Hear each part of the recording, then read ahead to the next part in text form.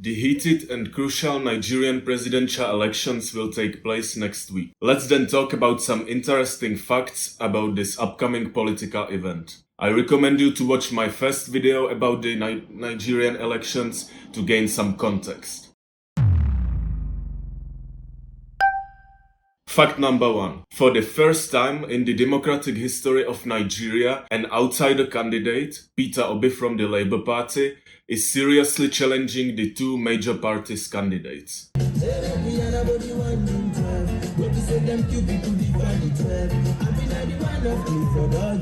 People's Democratic Party with Atiku Abubakar and the party that has ruled Nigeria for the last 8 years, All Progressive Congress. For example, in the last elections, Abubakar ran as well, challenging the current outgoing president Muhammadu Buhari.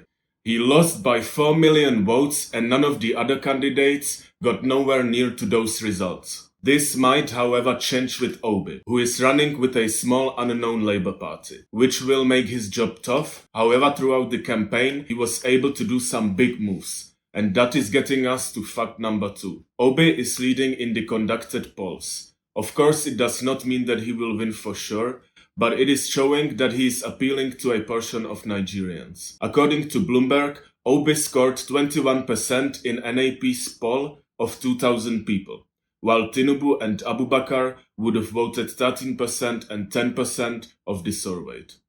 However, 53% of them haven't still decided yet. Another poll indicated that 53% of the participants would prefer Obi as the president.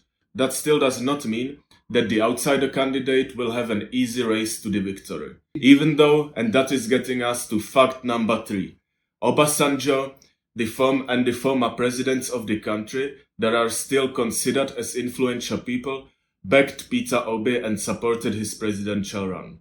Former President Obasanjo is a big persona in the Nigerian politics.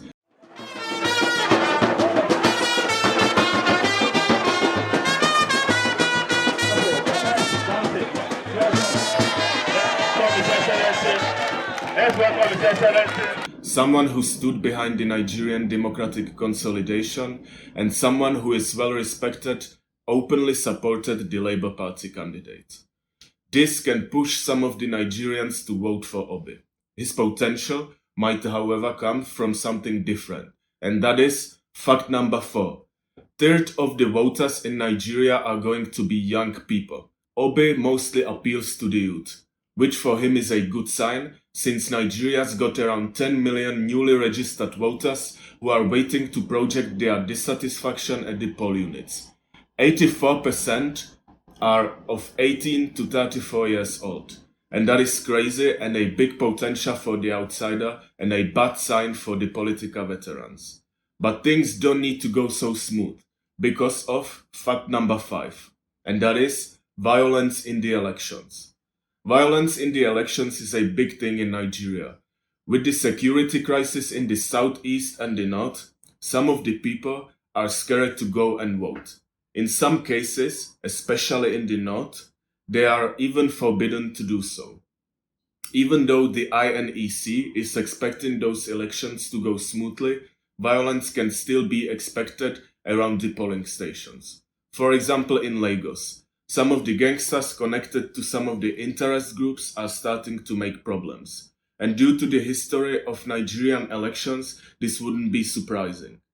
50 attacks by armed groups against staff and facilities of the Electoral Commission have been recorded between the last election in 2019 and the end of 2022. So we will see if anything changes. And that is getting us to fact number 6. And that is that there will be 240 polling units where voting will not take place. Because of the security issues, people around the 240 polling units across Nigeria will not be able to vote. And that is, of course, a bad look for a democratic country. Eyes are on Lagos. Last interesting fact that I chose is voting in Lagos. As a place with 7 million voters, it is a crucial place for the candidates to take over, at least according to some commentators. It is also a pretty nice example of how Nigeria is divided in those elections. Lagos used to be governed by Bola Tinubu, who stands behind a lot of big things in Lagos, the transportation and employment of number of citizens.